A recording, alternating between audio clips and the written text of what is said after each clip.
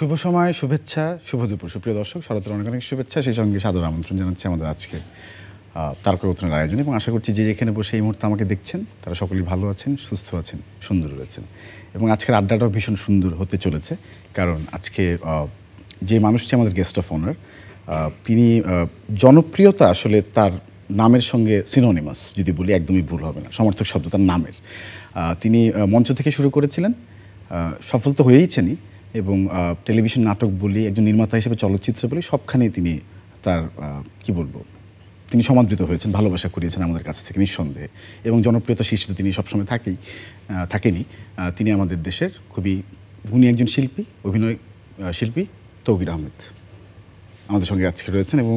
এবং সেই সাথে তিনি এখন চলচ্চিত্র পরিচালক তো হয়েছেন, আপনারা সবাই জানেনই। আমাদেরকে চমৎকার কয়েকটি ছবি উপহার দিয়েছেন, যেমন হালদা বলতে হয় আজকে, যেমন বলতে হয় অজ্ঞাতনামা, যেগুলো নিয়ে আমরা কথা বলছিলাম ইনফ্যাক্ট। এবং আজকে যেই জিনিসটি নিয়ে আমরা বসেছি, শুরুতে যেটি নিয়ে কথা বলবো, সেটি আমার জন্য খুব আসলে কি বলবো, আনন্দের এবং খুব শান্তির আসলে। তৌকির আহমেদ কিছুদিন আগেই একটি নাটক আমাদেরকে উপহার দিয়েছেন, এবং নাটকটি সম্পর্কে তার কাছ থেকে আগে শুনতে চাই। যারা দেখেছেন তারা নিশ্চয়ই রিলেট করতে পারবেন। আমি কথা বলছি ধূসর প্রজাপতি, যেটি বিটিভিতে প্রচারিত হচ্ছে। তৌকির আহমেদ, আপনাকে শুভেচ্ছা, স্বাগত আজকের আয়োজনে। কেমন আছেন আগে শুরুতে জিজ্ঞেস? ভালো আছি, অনেক ধন্যবাদ আমাকে আমন্ত্রণ জানানোর জন্য। কৃতজ্ঞতা। তৌকির ভাই, একটু যদি বলেন আমাদেরকে যে এই সময়ে ধূসর প্রজাপতি কেন আমাদেরকে উপহার দিলেন শুরুতেই? আমার শুরু আসলে মঞ্চ থেকে, তারপরেই টেলিভিশন, মানে তখন বাংলাদেশ টেলিভিশন, যেখান থেকে আমাদের যাত্রা শুরু।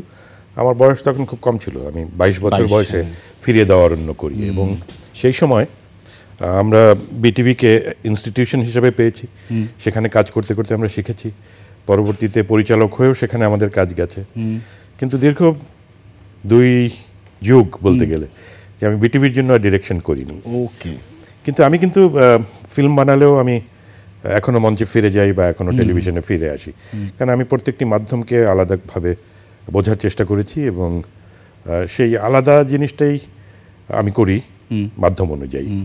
তো এখন এবার আসার পরে আমি ভাবছিলাম একটা কাজ করতে পারলে ভালো হয়, কিন্তু বর্তমান পরিস্থিতিতে অত কাজের সুযোগ আসলে ছিল না। সেই সময় বিটিভির প্রডিউসার মাহবুবা ফেরদৌস, উনি আমাকে বললেন যে আপনি বিটিভির জন্য একটা প্রপোজাল দেন। আচ্ছা। তা আমি আর দেরি করলাম না, কারণ আমি জানি যে আমি 2 মাস 3 মাস থাকবো, এর মধ্যে আমাকে কাজটা করতে হবে, যেটা খুব চ্যালেঞ্জিং। এই 3 মাসের মধ্যে একটি 26 পর্বের নাটক। তখনই পরিকল্পনা শুরু হলো। ওকে ওকে। আমার কাছে একটা সিনপসিস ছিল ধূসর প্রজাপতির, সেটা দিয়ে আমি প্রপোজালটা দিলাম। ওনারা অ্যাপ্রুভ করলেন, আমি কৃতজ্ঞ, এবং আমি লিখতে শুরু করে দিলাম। এবং এই 3 মাসের মধ্যে লিখে, কাস্টিং করে, শ্যুট করে, এডিটিং করে আমরা জমা দিয়েছি। ইতিমধ্যে 3টি পর্ব প্রচারিত হয়েছে। তো ধূসর প্রজাপতি মানুষের আগ্রহ কিংবা প্রশংসা, যেটাই বলি না কেন, যেটা পাচ্ছে সেটা আমাকে অনুপ্রাণিত করছে। কেননা এটা আমার একটা এক্সপেরিমেন্ট, যে আমরা নাটক বলতে যা শিখেছি, আমি কিন্তু সেই জায়গা থেকেই কাজটি করার চেষ্টা করেছি।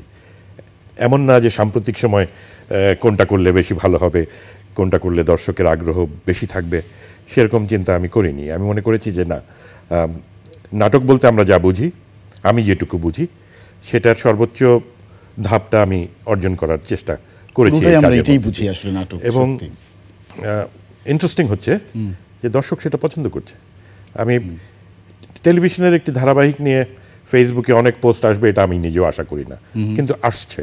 বা এই যে আমাকে এখানে ডাকা হয়েছে এই নাটকের প্রসঙ্গে, সেটিও আমার মনে হয় যে অত্যন্ত আনন্দের। কেননা মানুষকে জানতে হবে যে কি হচ্ছে, কোথায় কি আছে, তাহলে না তিনি দেখবেন। এবং একটা জিনিস বলি, যে যখন আমরা আগে নাটক করতাম, তখন কিন্তু প্রধান প্রধান দৈনিকগুলি, বাঘা বাঘা সাংবাদিকরা সেটা সমালোচনা লিখতেন। রাইট। সেই সমালোচনা থেকে আমরা শিখতাম, আমাদের ভুল ধরতে পারতাম, আবার একই সঙ্গে প্রশংসা থেকে অনুপ্রাণিত হতাম। তো সেই জায়গাগুলি তো নেই। যেটি আছে সবেধন নীলমণির ফেসবুক, একদম সেখানে সমালোচনার নামে প্রায়শই হয়তো যেটা লেখা হয় সেটা হয়ে ওঠে। এবং এই জায়গাটাই আমি বলতে চাচ্ছিলাম তোকে, সেটা হচ্ছে যে যেখানে সব ম্যাক্সিমাম কমেন্টসগুলো আসলে নেগেটিভ হয় ইদানিং, যেটা আমি দেখি আর কি, এটা আমার ব্যক্তিগত ওপিনিয়ন, সেখানে কিন্তু ধূসর প্রজাপতির প্রমোর নিচে, তারপর এপিসোডটার নিচে, যেটি বিটিভির এপিসোড যেটি গিয়েছে ইউটিউবে, সব কিন্তু পজিটিভ কমেন্টস, এবং তারা নস্টালজিক হয়েছে অনেকটাই। যে আবার মনে ফিরে গেলাম, আবার মনে নতুন একটি সম্ভাবনা শুরু হলো, সেই জায়গাটিতে আপনি কি বলবেন আসলে উত্তরে? আমার মনে হয় যে আমাকে কয়েকজন বলেছেন যে মনে হচ্ছে যেন 90-এর দশকের নাটক দেখছি। সত্যি মনে হয়। আসলে আমার মনে হয় যে ব্যাপারটা ওরকম না। ব্যাপারটা হচ্ছে যেটাকে আমরা ক্লাসিক বলি বা কালোত্তীর্ণ বলি, সেটি সময়কে অতিক্রম করে। যেমন আমার তো মনে হয় যে সহস্র বছর আগেও প্রেম একই রকম ছিল। হয়তো প্রকাশের ভিন্নতা থাকতে পারে, ভ্যালিউজের চেঞ্জেস আসে, কিন্তু তার মানে কিন্তু মানুষের বেসিক ইমোশনের কোনো চেঞ্জ হয় না।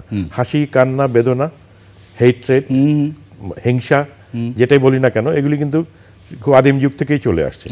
এবং এই শাশ্বত অনুভূতিগুলিকে যখন আমরা স্পর্শ করি তখন সেটা মানুষের ভালো লাগে। আমি যদি অজ্ঞাতনামার কথা বলি, সেখানে পিতা পুত্রের যেই সম্পর্ক, সেই ইমোশনটি কিন্তু 90-এর দশকের বা 80-এর দশকের, সেটি ইউনিভার্সাল। তা আমার মনে হয় গল্প যখন সময়কে অতিক্রম করতে পারে তখন যার যার মতো করে রিলেট করে নেন। ট্রান্সেন্ডেন্ট একদম পুরো, সত্যি। এবং একটু কাস্টিংয়ের জায়গায় যদি কথা বলছিলেন, আপনি তখন বলছিলেন সেখানেও কিন্তু আমি জানি না এটাকে পরিকল্পনা ছিল কিনা অতটা, মানে একদম শুরু সিনিয়র আর্টিস্ট থেকে কিন্তু সবাই একদম এখনকার যারা সমসাময়িক তারা কিন্তু কাজ করেছে। তো মানে ওয়াজ ইট প্ল্যান, নাকি আপনি মানে চরিত্রের প্রয়োজনই আসলে এভাবে চিন্তা করেছেন? যে অবশ্যই প্ল্যান। ওকে, কেননা ডিজাইনের একটা সংজ্ঞা আছে, জি, যে design is a decision making process. Decision after decision এবং ডিসিশন, এই এডিটিংয়ের শেষ ডেলিভারি পর্যন্ত ডিসিশনের মধ্যেই থাকতে হয় ডিরেক্টর। এবং সেখানে সব কিছুই তার পূর্ব পরিকল্পিত। দর্শক দেখার অনেক আগে সেই চিত্রকল্পটি উনি দেখে ফেলেন, অবশ্যই, এবং সেই অনুযায়ী তিনি অ্যাপ্রোচ করেন। যেমন এই ক্ষেত্রে আমি এলাবোরেট করি যে আবুল হায়াত দিলারাজামান, আল মনসুর, ডলি জহুর বা শিরিন আলম, মোশাররফ হোসেন, এরা যারা সিনিয়র শিল্পী ওখানে আছেন, তার পাশাপাশি আয়েশা, সাবরিন, শ্যামল, মীর রাব্বি যারা আছে, তারা খুবই তরুণ। এবং আমার মনে হয় এটাই আসলে শেখার জায়গা, যে তারা কাজ করতে করতে এক্সচেঞ্জ অফ এক্সপিরিয়েন্স হবে, এক্সচেঞ্জ অফ টেকনিক্স হবে, স্কিল হবে, এবং এক প্রজন্ম থেকে আর এক প্রজন্মে আসবে সেই স্কিলগুলি। যেমন আমাদের এখানে কোনো ইনস্টিটিউশন গড়ে ওঠেনি, এবং গড়ে ওঠেনি বিধায় আমরা মনে করছি যে অভিনয় যে কেউ করতে পারে, করা সম্ভব। আমাকে দৈনিক প্রচুর লোক অ্যাপ্রোচ করেন যে তারা অভিনয় করতে চান, কিন্তু আমি যখন বলি আপনি কি অভিনয়টা শিখেছেন, তো বলে না, অভিনয় তো শিখিনি। মানে আমরা মনে করছি যে অভিনয় শেখার দরকার নেই, কিন্তু অভিনয় না শিখে অভিনয় করতে আসলে তো ড্রাইভিং না জেনে গাড়ি চালানোর মতো হয়ে যাবে, ফ্লাইং না জেনে প্লেন চালানোর মতো হয়ে যাবে। সুতরাং অভিনয় যে একটি সিরিয়াস ব্যাপার, সায়েন্স বা আর্ট, সেটাকে তো বুঝতে হবে আগে। রাইট। এবং আমি সবসময় ভালো অভিনেতাদের উপর নির্ভর করি, কিন্তু তার মানে নতুনদেরকে তো আমার দরকার, কারণ আমার অনেক ক্যারেক্টার আছে যেগুলির বয়স হয়তো 20 বছর 22 বছর, তো সেখানে তো আমি সিনিয়র শিল্পী নিতে পারবো না। সুতরাং তাদেরকেও ট্রেন আপ করা আমাদের দায়িত্ব, সেই জায়গা থেকে এরকম একটি কাস্টিং করা। ভাইয়া, আমি এই প্রশ্নটা অনেকেরই থাকবে নিশ্চয়ই, আমি করতে চাই, তাদের হয়ে করতে চাই। সেটা হচ্ছে যে আপনার অনেক ভক্তের হয়তো প্রশ্ন থাকবে, স্থপতি তৌকির আহমেদ কি মানে স্থাপত্য পড়াশোনা করতে গিয়ে যে জ্ঞান অর্জন করছে সেটি কি এখানে কাজে লাগাতে পারেন, বা সেই জিনিসকে কাজে আসে আদৌ? That is a form of art also, I think, designing. আমি এভাবে বলি যে আজকে আমি যেখানে বসে আছি, বা আপনি যে ওখানে বসে আছেন, আমরা যে বসে আছি, এটা আমাদের পুরো জীবনটা নিয়ে বসে আছি। আমাদের জীবনের প্রতিটি ধাপ, পরিবার, বিদ্যালয়, মহাবিদ্যালয়, যাই বলি না কেন, সেখান থেকে আমরা যা শিখি, দৈনন্দিন জীবনে আমরা যা অভিজ্ঞতা অর্জন করি, এই কগনিটিভ এক্সপেরিয়েন্সই আমাদেরকে তৈরি করে। আমার পার্সোনালিটি বা আপনার পার্সোনালিটি, কোনো কিছুই আমাদের সেই এক্সপিরিয়েন্সের বাইরে না। তো সুতরাং আর্কিটেকচার প্রতি মুহূর্তে আমাকে গাইড করে এবং ডিস্টার্ব করে। আমি স্পেস কনসিয়াস, যে একটি নৌকার মধ্যে উঠে হয়তো আমি আগে নৌকা গোছানো শুরু করি, হ্যাঁ, একটা গাড়িতে উঠে আমার মনে হয় যে এইভাবে না বসে এভাবে বসলে হয়তো ভালো হতে পারে। So architecture is such a subject, যেটা বলা হয়ে থাকে যে ইটস এ অলরাউন্ড এডুকেশন আর্টের ক্ষেত্রে। হ্যাঁ, এবং আমাদের আর্কিটেকচার ডিপার্টমেন্টে কিন্তু একসময় মিউজিকও পড়ানো হতো। এক্স্যাক্টলি। বা এই যে জুরি প্রেজেন্টেশন, যেটা দ্যাটস কাইন্ড অফ পারফরমেন্স, যে আপনার কাজ নিয়ে আপনি পিচ করবেন, 10 জন টিচার সামনে বসে আপনাকে প্রশ্ন করবে। তো ইট হেল্পড মি এ লট। কিংবা যদি আমি আরো পিছাই যাই, আমার ক্যাডেট কলেজে এডুকেশন, সেটাকে আমি ফেলে দেবো কি করে? ওখানে আমি ডিসিপ্লিন শিখেছি, ওখানে আমি ডিসিপ্লিন ভাঙা শিখেছি, ওখানে আমি দুষ্টমি করা শিখেছি, আবার ওখানে ভালো ভালো জিনিস শিখেছি। তো সেগুলি তো আমাকে আজকে আমার পার্সোনালিটির সঙ্গে আছে। অফকোর্স। এবং আমরা সেদিকটা অবশ্যই পরে আরো জানবো নিশ্চয়ই। আপনার সে গল্প আমরা প্রমোট একটু দেখতে চাই দর্শকদেরকে নিয়ে, যারা এখনো দেখেন তাদের জন্য বিশেষ করে। নিশ্চয়ই, চলুন ধূসর প্রজাপতি দেখে আসবো। শীঘ্রই আসছে ধারাবাহিক নাটক ধূসর প্রজাপতি। আচ্ছা থাকবো। কাছের মানুষ পাশে থাকলে সব ফুল হয়। You liked her. She's impressive. You're a man of action. I like you so much. শকত বরকতই রাখি হলো। তো তুমি তো আমাকে মোহাব্বত বলে ডেকেছো। এমন কি ক্ষতি হয়ে গেল তোমার? যান, ভদ্রভাবে বলছি। না গেলে কি করবা? কে ওখানে? অসভ্য। আমি তোমাকে চাই লতা। This is for you. You need some better outfit. আগুন দিয়ে সবকিছু জ্বালিয়ে দিব আমি তানভীর।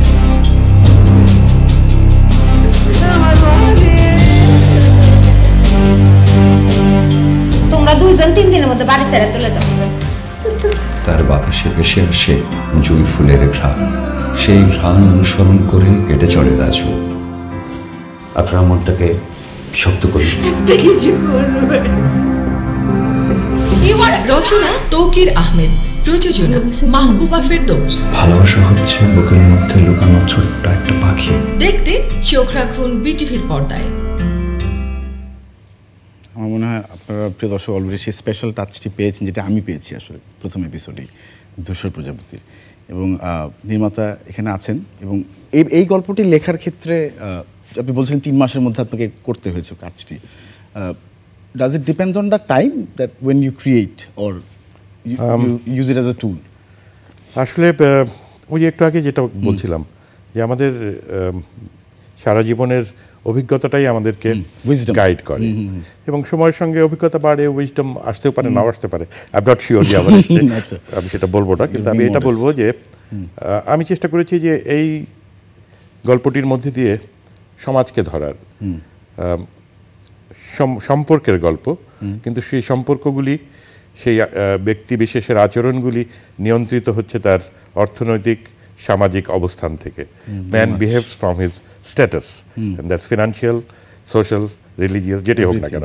তো বিভিন্ন স্তরের মানুষ এসে যখন ইন্টারঅ্যাক্ট করে, তখন সেখানে নতুন কিছু তৈরি হয়, কনফ্লিক্ট হয় কিংবা সিনথেসিস হয়, যেটাই হোক না কেন।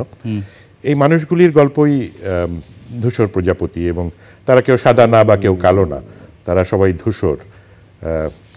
এবং সেই জায়গার থেকে যে কোনো শিল্পই আসলে জীবন জিজ্ঞাসা বা জীবনকে বোঝার চেষ্টা, যেটা আসলে দুর্বোধ্য। একদম। ওকে, আমি এখন আসলে বুঝলাম পুরোপুরি বিষয়টা। এবং নাম নিয়ে অনেকেই প্রশ্ন রেখেছে, আপনি নিশ্চয়ই গেলে সোশ্যাল মিডিয়াতে হয়তো গেলে দেখতে পাবেন যে অনেকেই জানতে চেয়েছেন যে ধূসর প্রজাপতি কেন। নিশ্চয়ই উত্তরটি পেয়েছেন চ্যানেলের দর্শক যারা রয়েছেন এই মুহূর্তে। এবং ভাই আমি যদি একটু জানতে চাই আগ্রহ থেকে, যে মঞ্চের কথাটা আপনি বললেন শুরুটা ওখান থেকে হয়েছে, এবং আমারও যে এক্সপিরিয়েন্স যেটা বলে এম্পিরিক্যালি, যারা মঞ্চ থেকে শুরু করেছেন তারা আজকে ভীষণ রকম প্রতিষ্ঠিত তাদের জায়গাতে আসলে, এবং তারা আসলে অনেকের থেকে আলাদা অভিনয় শিল্পী হিসেবে বা একজন কর্মী হিসেবে, মঞ্চকর্মী হিসেবে। আজকের দিনে যখন এই অভিনয়ের যে জায়গাটা, সেই জায়গাতে যখন প্রশ্নটা উঠে যে আমি অভিনয় পারি কিনা, তখন আসলে বলতে পারা যায় না যে আমি অভিনয় শিখতে পারিনি বা আমার সেই ইনস্টিটিউশন নেই। কিন্তু আজকে মঞ্চের আসলে গুরুত্বটা কতটুকু আজকের দিনে, আরো বেশি কি না? মঞ্চ সংকুচিত হয়ে গেছে। মঞ্চ শুধুমাত্র শিল্পকলার 2টি মঞ্চে কিছু নাটক হয়, মহিলা সমিতিতে কিছু হয়, সেখানেও 20-30 জন দর্শক হচ্ছে ইদানিং। কোনো কোনো নাটকে হয়তো বেশি হয়, আমি আমার অভিজ্ঞতা থেকে বলছি। তো আগে যেটা সারা দেশে ছিল, মফস্বল শহরগুলিতে দলগুলি নাটক করতো এবং সেখানে উৎসব হতো, আমরা ঢাকা থেকে দল নিয়ে সেখানে যেতাম। এই প্র্যাকটিসগুলি নেই এখন, এবং এটা সংকুচিত হয়ে যাওয়ার কারণে আমার মনে হয় যে একটা ভয়াবহ সংকট তৈরি হচ্ছে, যেটা শিল্পীর সংকট, নির্দেশকের সংকট। কারণ আমাদের তো ফিল্ম স্কুল নাই বা আমাদের অ্যাক্টিং স্কুল সেভাবে নাই, সব কিছুই কিছু ওয়ার্কশপ নির্ভর। তো সেখানে আমার মনে হয় রাষ্ট্রীয় একটি পলিসি থাকা দরকার ছিল, যে এই রাষ্ট্রের সংস্কৃতির রূপ আমরা কিভাবে চাই, কি দেখতে চাই। তো সংস্কৃতির তো শিক্ষারও আগে, একদম। সেটাকে যদি আমরা গুরুত্ব না দেই, যা হবার তাই হবে, আমরা অসংস্কৃতিবান হয়ে যাব, ইংরেজিতে বললে আরো খারাপ শোনাবে। তো এই যে সংস্কৃতিহীনতা, এটি একটি সমাজের জন্য শুধু না, একটা জাতির জন্য ভয়াবহ ব্যাপার। যেই জায়গাটা থেকে উত্তরণের জন্য আমার মনে হয় যে রাষ্ট্রের নির্দিষ্ট পলিসি থাকা দরকার, যে আমাদের সংস্কৃতি কি হবে, কি হওয়া উচিত, আমাদের শিক্ষা কি হবে, কি হওয়া উচিত। Without good citizen, without quality citizen আমি কোয়ালিটি স্টেট কিভাবে তৈরি করব? কোনোভাবেই সম্ভব না। এবং আপনি চমৎকার একটি মানে এলাবোরেশনও দিয়েছেন যে আগে গ্রামের যে 80% মানুষ আমরা যেটি বইতে পড়েছি গ্রামে থাকে আর কি, বাংলা বইয়ের কথা মনে পড়ছিল সেই সময় আপনি বলছিলেন যখন, যে তারা কিন্তু শিক্ষায় অতটা এগিয়ে ছিল না, কিন্তু তারা কিন্তু কালচারালি অনেক বেশি সাউন্ড। না, আমি এভাবে বলি, আমি বলি যখন আমাদের স্বাক্ষর জ্ঞান মাত্র 20% ছিল, তখন 80% লোক তাদের স্বাক্ষর জ্ঞান ছিল না, কিন্তু তারা শিক্ষিত ছিলেন। তারা লোকায়ত শিক্ষায়, সংস্কৃতিতে একটা স্বশিক্ষিত মানুষ হিসেবে বিচক্ষণ ছিলেন। কিন্তু যখন আমি 80% স্বাক্ষর জ্ঞান দিয়ে দিলাম, তখন আমি দেখলাম যে আমার জাতি সংস্কৃতিহীন হয়ে গেছে। তো এটা খুব ভয়ঙ্কর ব্যাপার চিন্তা করতে গেলে। রাইট, সত্যি সত্যি। এবং আমরা সময় পাবো না হয়তো, এখনই জানতে চাওয়া উচিত আসলে, ইতিমধ্যে আপনি লেখালেখি তো করছিলেনই, আপনি বইয়ের ক্ষেত্রে, পাবলিকেশনের ক্ষেত্রে আপনি যাত্রা শুরু করতে চাইছেন একদম অফিসিয়ালি, আমি যেটা জানতে পেরেছি সেটা সম্পর্কে যদি দর্শকদেরকে বলেন। আমি কিছু মঞ্চনাটক, কবিতার বই একসময় পাবলিকেশন করেছি, যেগুলি মঞ্চনাটক, যেমন অজ্ঞাতনামা বা ইচ্ছা মৃত্যু, প্রতিসরণ বা কবিতাগুচ্ছ। আরও মঞ্চনাটক লেখা আছে অন্ধকার বলে। কিন্তু এখন আমি মনে করছি যে আমি আরও মনোযোগ দিয়ে লিখতে চাই। যেমন আমার সিনেমার স্ক্রিপ্ট তো আমারই লেখা থাকে, কোনোটা মৌলিক গল্প আমার, কোনোটা অন্য গল্পের উপরে চিত্রনাট্য তৈরি করা।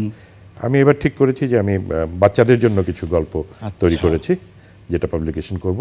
বাচ্চাদের জন্য কাজ করা হয়ে ওঠে না আমাদের, বাচ্চা বলতে শিশু কিশোরদের জন্য। আর আমি আমার উপন্যাসের যাত্রাটা শুরু করতে চাই, যেটা এবছরেই আমার শেষ করবো আমি প্রথম উপন্যাস। শুরু হয়েছে তাহলে? বাহ, চমৎকার। নিশ্চয়ই এরপরেই প্রসঙ্গক্রমে চলে আসে যে সিনেমা কি আমরা বা চলচ্চিত্র কি সামনে পাচ্ছি কিনা আপনার কাছ থেকে, বা পরিকল্পনা হচ্ছে কিনা?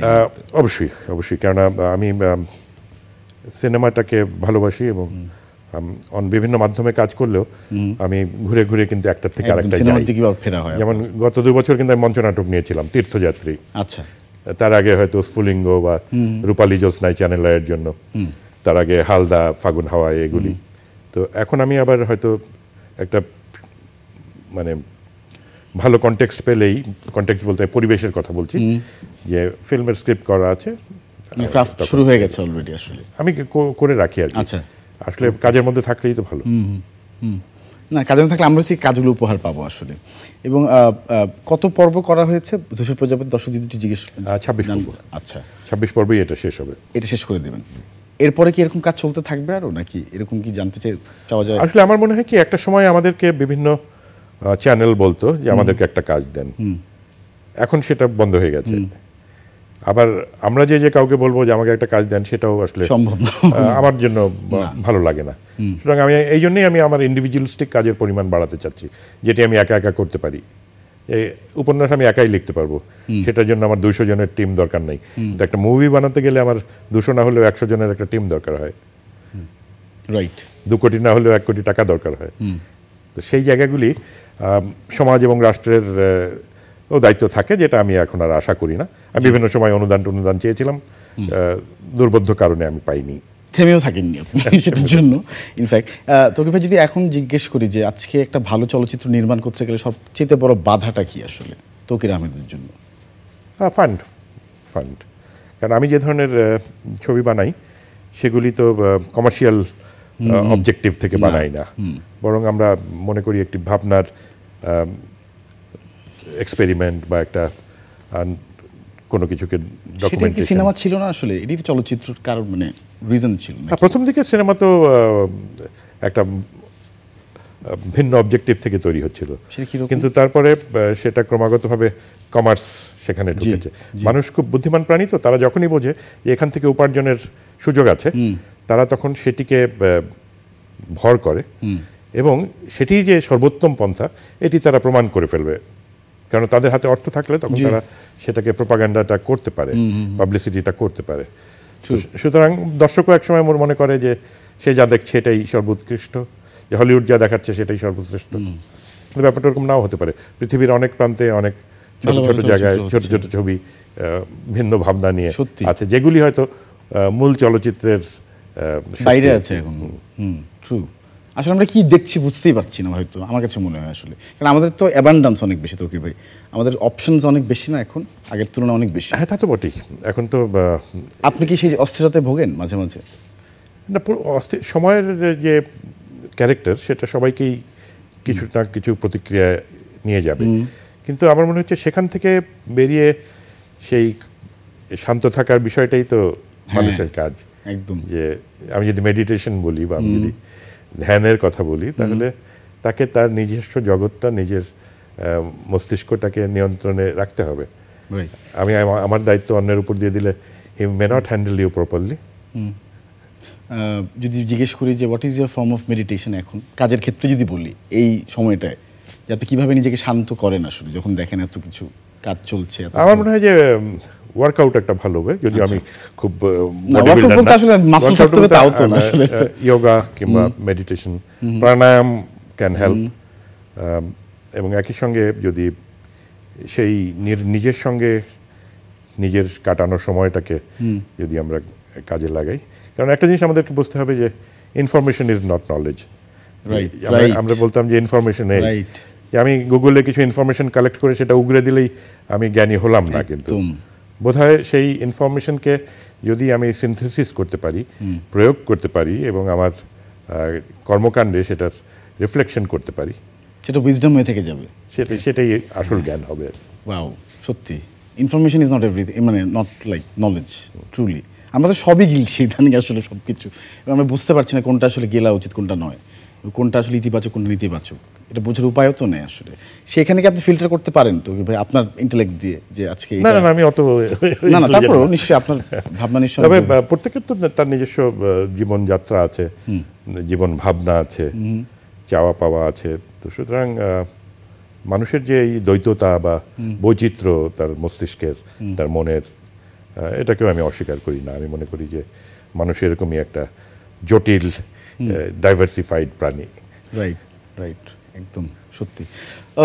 আমি আরেকবার ধন্যবাদ জানাতে চাই ধূসর প্রজাপতির জন্য, এবং এই কাজটি আসলে সত্যি আমি কালকে যখন দেখছিলাম তখন মনে হচ্ছিল যে আমরা আবার 90তেই ফিরে গেছি। আপনি যেটি বলছিলেন যে অনেকেই বলছে আপনাকে এই কথাটা, উইচ ইজ ট্রুলি মানে রাইট। এবং এই জিনিসটা কীভাবে বোঝাবো আমি ভাষাও পাচ্ছি না আসলে, এত শান্ত লেগেছে দেখতে দেখতে, চোখের এত আরাম পেয়েছি অনেক দিন বাদে। এবং আমি জানি না আপনি যখন প্রিভিউ করছিলেন তখন আপনারও কি মনে হয়েছিল কিনা যে না, আমি খুব যত্ন করে বানিয়েছি, কারণ আমি নিজেই বুঝি যে আমার 5 বছর আগের যে সিরিয়াল বানানো সেটার থেকে এটার উত্তরণ আছে, এবং সেটা থাকাটাই তো স্বাভাবিক। কারণ এই 5 বছরে তো আমিও ঋদ্ধ হয়েছি, বা আমিও নতুন করে ভাবতে চেষ্টা করেছি। আমি চেষ্টা না করলেও সেটা ঘটবে, কেননা আমরা প্রতিদিনই পরিবর্তিত হচ্ছি, এবং এই পরিবর্তন সংসারের নিয়ম, পৃথিবীর নিয়ম, সেটা থেকে আমরা তো পালাতে পারবো না। তো আমি আমার স্কিলের ক্ষেত্রেও আমি চেষ্টা করেছি যে পরিবর্তনটা যেন ভালোর দিকে হয়। একদম সেই হয়েছে আসলে। এবং আমি মানে থ্যাঙ্কফুল, আমি দর্শকদের হয়ে আসলে ধন্যবাদ জানাতে চাই আপনাকে ধূসর প্রজাপতির জন্য। এবং লাস্ট কবে কোন ছবিটা দেখেছেন শেষ, মনে আছে কিনা? না, আমি ছবি দেখি সব দিনই। মানে গতকালকেই আমি একটা 50-এর দশকের ছবি দেখছিলাম। কি ছিল সেটি? Doll maker, Jane Fonda. সেই 1944 সালে কেনটাকি রাজ্যের হতদরিদ্র মানুষ তারা, তাদের যে জার্নিটা, ডেট্রয়েটে মোটর ফ্যাক্টরিতে চাকরি নিয়ে চলে যাওয়া, এবং এই যে সেই সময়টাকে বোঝা যায়। চলচ্চিত্র কিন্তু একটা সময়কে কথা বলে, রাইট? হ্যাঁ, যে আমেরিকাকে আমরা আজকে যা মনে করি, আজ থেকে মাত্র 50 বছর আগেও কিন্তু এরকম হারবারিং আইল্যান্ড ছিল, রাইট? হ্যাঁ হ্যাঁ, মাইগ্রেশন চলছিল তখন। হ্যাঁ, না সেটা তো চলেই আসছে, কিন্তু আমি বলছি যে তাদের সমাজ জীবন বা সমাজের মধ্যে যে কনফ্লিক্টগুলি, যেই বিভাজনগুলি ছিল, যেই বিভক্তিগুলি ছিল, সেগুলি তো ফিল্মের মধ্যে কিন্তু রয়ে যায়, এবং ফিল্ম খুব ভালোভাবে সেটাকে বলতে পারে, ধরে রাখতে পারে। সেলুলয়েড কিন্তু লং লাস্টিং একটা মিডিয়াম। ওয়ান্ডারফুল ওয়ান্ডারফুল, সত্যি। এবং আপনি যখন বলছিলেন যে আমি নিজে লিখি এবং হচ্ছে আমি অনুপ্রাণিত হই বিভিন্ন গল্প থেকে, এরকম এখনো কি সেই গল্পগুলো হয় যেগুলো আপনাকে প্রভাবিত করে? ইদানিং যদি জিজ্ঞেস করি, যে সেখান থেকে মনে হয় যে আসলে কনসিয়াসলি তো আমরা সেই ইনফ্লুয়েন্স এড়িয়ে চলতে চাই। আমি নিশ্চয়ই চাবো না যে আমার গল্পটা আরেকজনের মতো হোক, কিন্তু আপনি কোনো প্রেমের গল্প লিখবেন এবং সেটার সাথে রোমিও অ্যান্ড জুলিয়েটের মিল থাকবে না, সেটা কিন্তু খুব কঠিন একটা ব্যাপার। আপনি একটি অভ্যুত্থানের গল্প লিখবেন, সেটার সাথে সঙ্গে ম্যাকবেথের মিল থাকবে না, এটা খুব ওভাবে। আচ্ছা, হ্যাঁ। তো সেখানে আমার মনে হয় যে পৃথিবীতে গল্পের সংখ্যাও কম আছে, সেটার প্রেজেন্টেশনটাই ডিফারেন্ট হয়, এবং আপনার অভিজ্ঞতা বা আপনার উপলব্ধি সেটার সঙ্গে যুক্ত হয়ে সেটা একটা নতুন কিছু হয়। মানে নতুন কিছু হওয়াটাই কিন্তু ক্রিয়েটিভিটি। আপনি যদি নতুন কিছু না করতে পারেন, দ্যাটস নট ক্রিয়েটিভ। সৃজনশীলতা মানেই নতুন কোনো ভাবনা, নতুন কোনো প্রেজেন্টেশন। সত্যি Tauquir Ahmed, you have given us so much. আমি আসলে এটা একটা ফ্যান বয় মোমেন্ট চলছিল এতক্ষণ, আপনার সঙ্গে বসে আমি কথা বলছিলাম। আমি আসলে ভীষণ কৃতজ্ঞ আপনার কাছে, একজন দর্শক হিসেবে, একজন ভক্ত হিসেবে। থ্যাংক ইউ ভেরি মাচ আবারও আমাদের ধূসর প্রজাপতি দেওয়ার জন্য, এবং সামনের কাজগুলোর জন্য আমরা অপেক্ষায় থাকলাম, সামনে যেগুলো আসছে। এবং দর্শকদের যদি কিছু বলতে চান সরাসরি বলতে পারেন। ধূসর প্রজাপতি বিটিভিতে প্রচারিত হচ্ছে। অনেকেই এখন সময় করে আর টিভি দেখতে পারেন না হয়তো, কিন্তু ইউটিউবে এগুলির লিঙ্ক চলে আসে। যে পর্ব প্রচারিত হয় তার পরের দিন দুপুরে সেটা চলে আসে। রবি, সোম, মঙ্গল। সম্ভব হলে দেখবেন, আপনাদের জন্যই তো করা। ভালো থাকবেন সবাই। নিশ্চয়ই দেখবেন প্রিয় দর্শক ধূসর প্রজাপতি। আজকের মতো বিদায় নিচ্ছি। আজকে আর ডে পর্যন্ত, আগামীতে দেখা হবে। ভালো থাকবেন সবাই।